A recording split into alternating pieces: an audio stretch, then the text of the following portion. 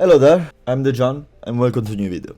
So, we really need to talk. We really need to talk about Fatal Fury, City of the Wolves. So I got the game as after Mike's podcast, after being at the podcast with Mike Solo, I was talking with King J and Mike Holo, and they said that the game was fun, the game was solid, and the game was quote unquote cheap.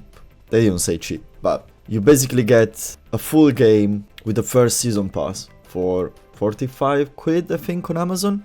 So I said, you know what, why not, let's try it out. Now, before I start to basically get to the topic, like to the real chit-chat, the real part of the video, let me just give you a bit of background. I'm a kind of fighting game player, yeah, but I'm nowhere close to consider myself a real fighting game player. Yes, I play multiple fighting games, but mainly I play either anime fighting games or 3D fighting games. Played a couple of Dead or Alives. I played, I recently played Virtua Fighter 5. I've been playing Tekken for my whole lifetime. But as 2D fighters, the only one I kind of played were Dragon Ball Fighters for, less than 100 hours. I was probably close to that. And Mortal Kombat 11. And that one, I think I gave it a couple of 100, 120 hours to understand at least how the game works and everything. And that's my whole experience with 2D fighters, which are very specific, different fighters. Like one is Mortal Kombat and the other one is Fighters is a kind of dash fight and is a team fight. So it's not a classic fighting game. Now Fatal Fury is a SNK fighting game, which are famous to be probably between the most strict and difficult fighting game that there are. At least this is the kind of aura that they have around them. And after I picked the game for basically a day, basically today, just finished my real first session, I understand why. The game is very technically complex. You have so many mechanics that interlock within each other that is insane. Like mastering and learning all of them, it requires a lot of time. This said, most of this mechanic gravitates around the defense, and as the defender in this game, you always feel like you have an option. And it's true. Even if I play like shit, you've probably seen some footage of me getting battered or like playing bad. It's literally, I just started the game, I never played this game before. I'm playing with Vox, I don't know, it gave me the Brian vibe and I liked him, and he hits like a truck. That's usually how I pick up my main, and it works. I don't have a projectile with this character, so I struggle a bit when I get zoned out a bit, but apart from that, I love the character. I think he's cool. I love his animations. It's kind of the subordinate of one of the villains of the past series as well. So I don't know much about the lore, but this said, the game is incredibly fun. I don't remember the last time I played a fighting game. I guess it was Virtua Fighter, but I've been playing this game throughout the whole afternoon. I probably played like for 4 hours straight, 5 hours straight, online included. And I don't feel drained. I don't feel stressed. I don't feel robbed.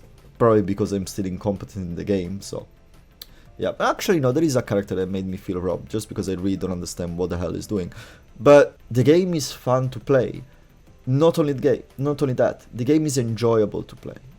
Even if you're losing. Even if you're playing in a ranking system that, let me tell you what, it's punitive as fuck. Because you start from newcomer, like the beginner rank of Tekken. You start from beginner. And guess what? You can lose your rank and go back in beginner. And it might happen. It might happen.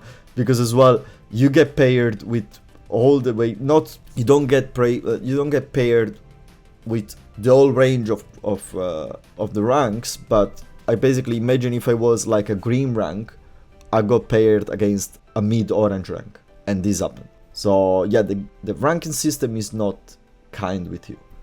The game itself is not kind with you. You have to put the work, but this is nice. This is refreshing. This is good.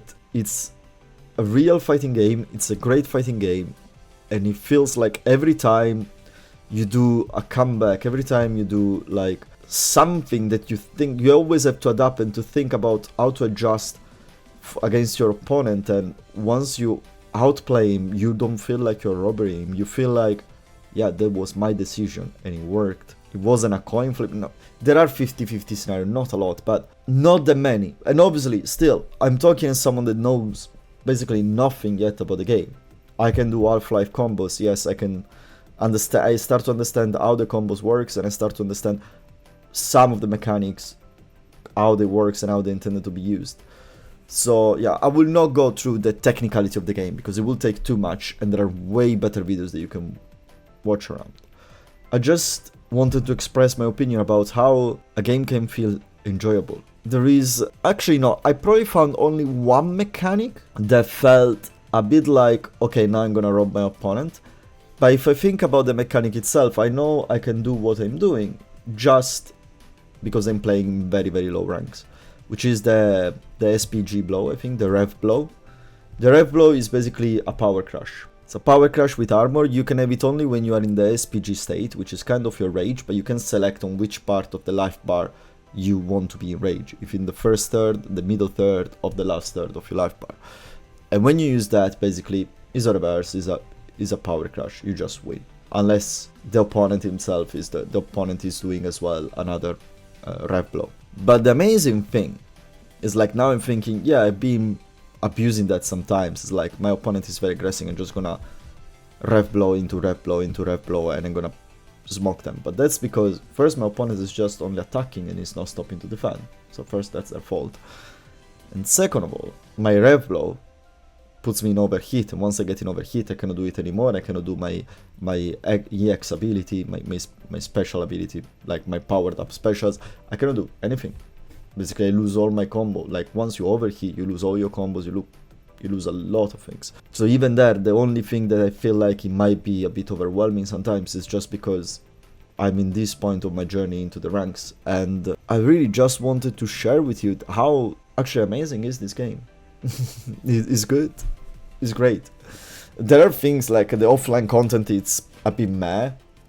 It's a bit meh, there is not much behind it, but apart from that, it's refreshing. It's nice. It's nice to see a game that, again, doesn't carry you by hand, like every single video game in every single genre that is doing today, and it's just refreshing.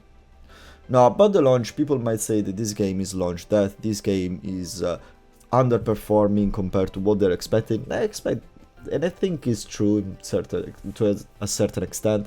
I really think that between Ronaldo and Ganache, they were expecting to have a bit more of a beefed up launch. This said, at the same time, they know they were talking about a franchise that it wasn't around since the 90s. So I don't expect them to have the target on release to beat Street Fighter 6. I honestly don't see this. I see this as a project to actually have a game that grows through time. And I see the potential in that, actually.